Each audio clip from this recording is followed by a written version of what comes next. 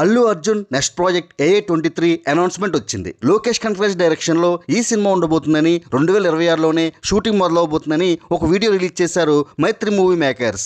ఇప్పుడు ఈ అప్డేట్ అందరినీ అయోమయంలో పాడేసింది. ఎందుకంటే అల్లు అర్జున్ నెక్స్ట్ ప్రాజెక్ట్ త్రివిక్రమ్ కాంబోలో ఉంటుందని అందరూ అనుకున్నారు. ఇప్పటికే బన్నీ త్రివిక్రమ్ కాంబో ఒకసారి పోస్ట్ పోన్ అయింది. పుష్ప 2 తర్వాత త్రివిక్రమ్ ప్రాజెక్ట్ అయిన గాడ్ ఆఫ్ వార్ ని అల్లు అర్జున్ పక్కన పెట్టి అట్లీ ప్రాజెక్ట్ ని పట్టాలెక్కించాడు.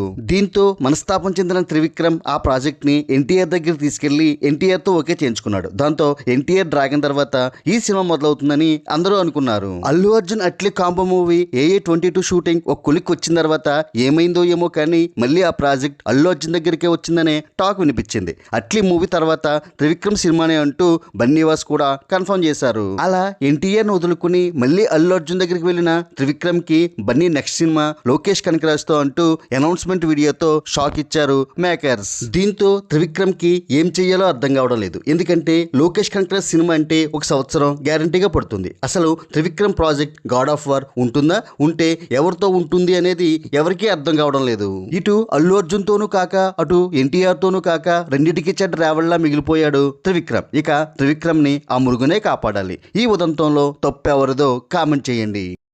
Like, share and subscribe cine master.